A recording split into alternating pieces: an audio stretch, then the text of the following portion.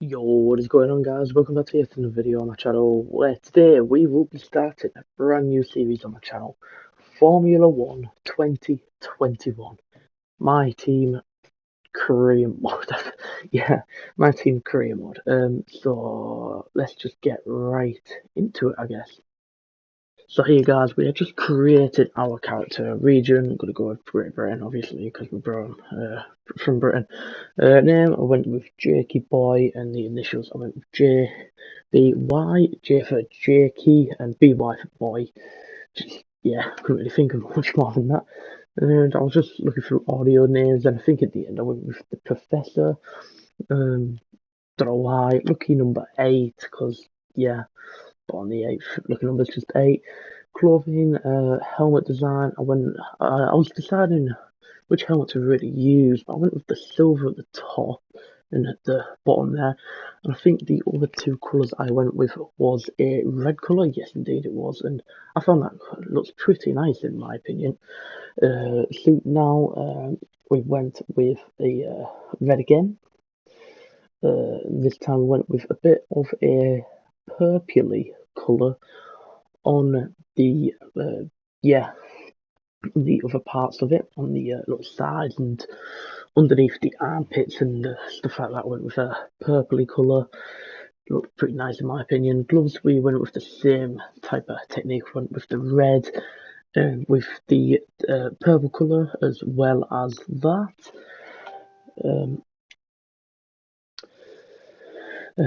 So yeah, I was just making sure because I had a little notepad down saying what colours were exactly the RGB. Yeah, well, the colours, the luminance was 103 and 240 and 165. The pause I went with thinking, because I'm thinking of how good I'm going to do at a weekend.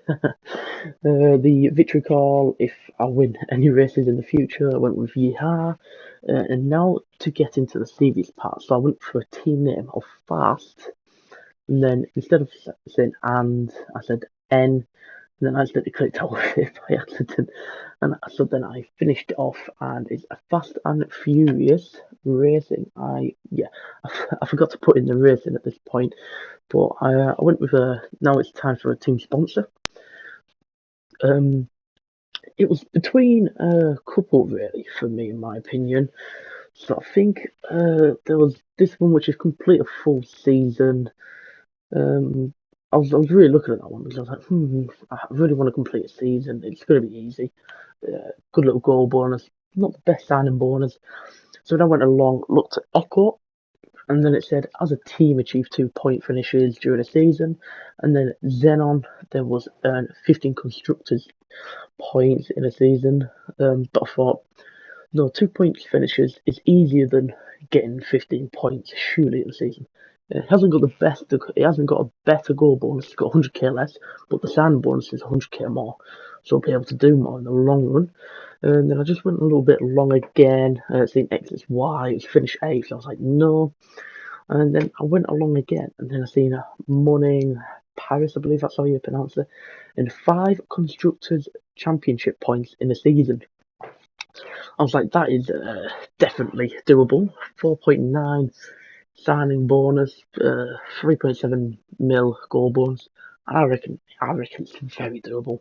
One good race, chucks into the points, finish, I think, 6th or 7th, and you easily get it.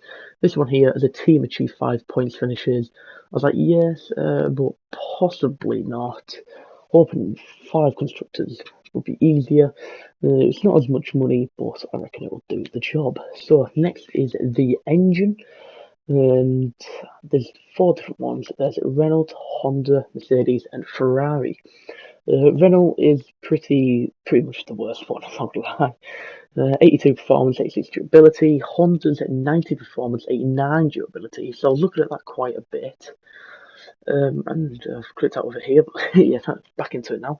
Mercedes is 95 performance, 84 durability, and Ferrari is, I think, it's not the best one, but it's kind of the better ones. Performance is 89, but the durability is 95. That's going to be key because there won't be as many DNFs, hopefully. So I think I went with Ferrari for durability, and the performance isn't that bad, to be fair. And now it's time to pick a driver. There wasn't any really standing out ones, but I think it was between Schwartzman here and Sato, and I think I picked Schwartzman, obviously. 81 Focus, it's second best there, highest rated as well. Focus in this game is a new thing, and basically, depending on driver's focus depends on how he does in race weekends and how he progresses as a driver. Now it's time for the ambulance, and I'm just going to show you the end because it took me quite a while to pick one, and this is the end. But yeah, it's pretty much the purple background. It wasn't really much of a purple background, but we're going to get into some interview. Well, not interview yet, but we're going to get a little interview from Will Buxton greeting us to the new season. Let's go.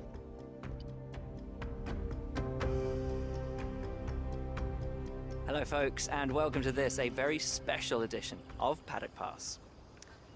As you can see, there's no pit lane behind me, and as you can hear, no roar of engines, and that's because they've set me free from the F1 paddock to escape here to the countryside and to the headquarters of Formula One's newest team.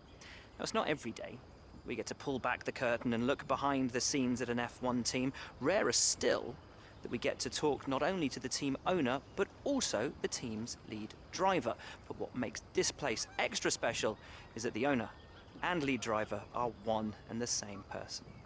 Now, it's been an interesting 12 months, and we all know a number of the regulation changes which were due to come into effect this year have been delayed until next. Some, though, are still seeing the light of day, amongst them the all-important budget cap, which gives some of the smaller teams a little further down the order, potentially, the opportunity to compete with the bigger teams. Good for them, but great for us as viewers.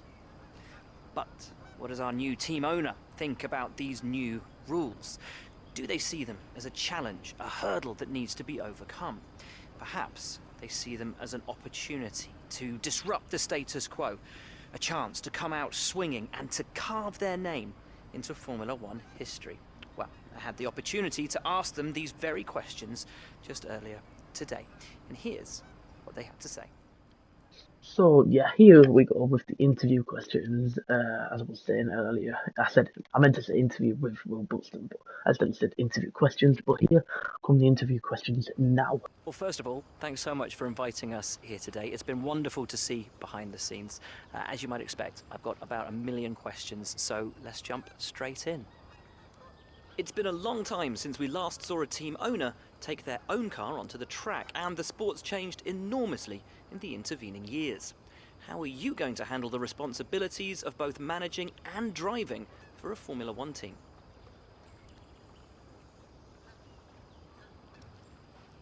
Let's talk about your teammate. Now, it's clear they're excited to have signed with you, but tell me, what is it that you think they bring to the team?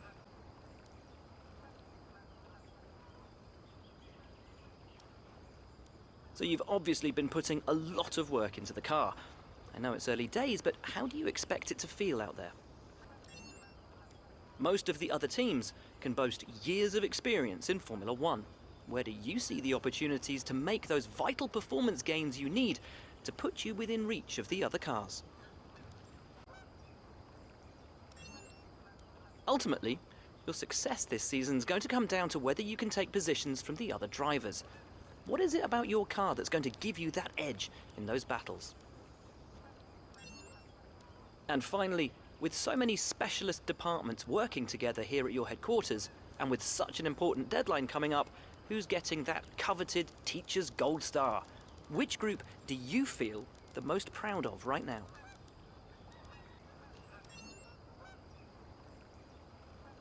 Well, thank you so much for your time. It's been wonderful to get an insight from you, and of course to see around the headquarters. Thank you for today. Really appreciate it, and thank you all at home for watching as well. We'll see you very soon. So that's the interview questions over and done with. Depending on how you answer the questions, depends on if your departments get an upgrade. As you can see, after I answered some, if you looked at the bottom, it kind of said your department noticed that, so that means they get some free upgrades and that. In the final question, I went with powertrain, so that means I can start with spec 1 on the powertrain, everything else starts at spec 2. But here is activities. Now, this is what you get to choose what you want to do before the race weekend, between race weekends even. So at the top, just before the car reveal, I went with driver training camp. And then after the car reveal, we are going to do a pre-season advertisement camp, which gives you team acclaim. I'll come back to that in a little second. The driver basically upgrades your driver. The R&D and facilities, basically you can upgrade what you want to do with the car. And here you can see R&D progress if you've got anything in progress. Progress history, to kind of see where your car is. If you look there, you can kind of see we are the 7th best car on the grid. It's a bit hard to tell because everyone's kind of close in that midfield battle. But if you can look at the top, Red Bull's just ahead of Mercedes. Haas is obviously the worst by miles, not even by a little bit. Williams is there. Alfa Romeo are kind of battle with Williams. Then us, Alpine and Aston Martin, maybe even AlphaTauri are kind of close. But if we go into the R&D of aerodynamics, you can kind of see everything cost something called resource points. If you look at the top right, that's how many we got. We got 1,000 at the moment, is what you start off with. And everything costs a different amount. Powertrain is obviously going to be the most expensive to start off with because that's already spec 1. So if you look here, this is 1,025. Because obviously started spec 1, so spec 1 is already more upgrades than spec 0, obviously. But if you go back to aerodynamics, everyone costs like 550, which is like half the price of powertrain. But here we were deciding, I think we might make our first upgrade, before the Bahrain Grand Prix. So we're having a little look at the front wing main flap. But I think in the end, we went with the front, what's it called? The front wing Guernsey flap, that's it. And this obviously, unfortunately, doesn't come before the Grand Prix. This comes after the Bahrain Grand Prix. And if you go along to vehicle, this is obviously where you can change out your power units, your gearboxes when they're all worn out, weekend tyre location, see what you want to take to the Grand Prix and other stuff like that. But we won't really need weekend tyre allocation. I'll tell you in the next episode. Sponsorship, you get sponsored by Team Acclaim. Team Acclaim. Well, now we're going to come back to this. Let's go back to activities quickly. And let's go to the thing that we're doing after the car reveal. This gives you something called Team Acclaim. This is what you use your Team Acclaim for. Sponsors. More Team Acclaim. More sponsors, more money. Better car, better performance, winning championships. Okay, I might be a bit ahead of myself there, but contracts, obviously you can see what your teammate is, what the contract is, how much the base salary is on. So currently Schwartzman's on 800k. Drive markets where you can buy people from. You can also see the ratings there, the focus, all different starts. This is finances. Not too much really to say about this department, really. You just, income, we've already made income because of the sponsor outgoings, the engine and that. And the last two is finance history and customization, so we can change our livery if we wanted to, as like a one-off. Here we go to standings. Obviously, you can see standing. This is a season results, so you can kind of see where everybody's at the current location and see where they've been finishing. So if you look at the top there, you can see all the 16 different Grand Prix. There's actually 23 in the game, but I went for 16 race long season.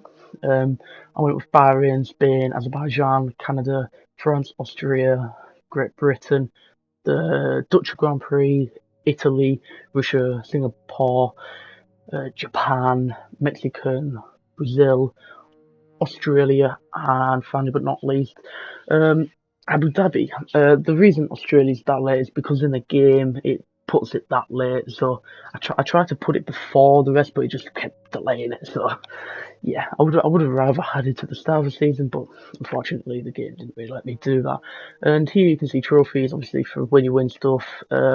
Rivals, so later on in the season, you get a rival that you can fight to get team acclaim, driver acclaim, and I think even money in the end. And yeah, that's it really, to say the least. So let's go towards the car reveal and let's show you the brand new car that we'll be running with for this season, hopefully.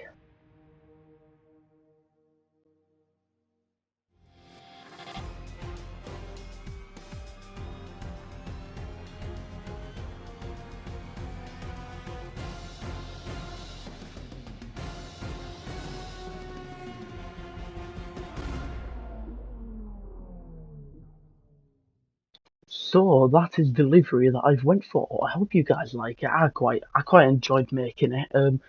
I 3 different designs I could have went for really. 3 different liveries, 3 different designs for each livery actually. It was pretty mental. I could do so much with the colours and that, but I finally came out and I thought, you know, this doesn't look too bad. Hope you guys like it. I quite like it anyway. But yeah, let's get to the Bahrain Grand Prix, which will be in next week's the next video. Sorry, not next week, next video. And yeah. So yeah, if you guys did enjoy this video and want to see more, make sure you come back every other day, maybe even weekly. Every weekend there should be a video out of this career mode, this team career mode of ours. And yeah, I'm going to quite enjoy it. Hope you guys enjoy it. Make sure to like and subscribe to follow the journey. And yes, I will see you guys on the next video. Goodbye.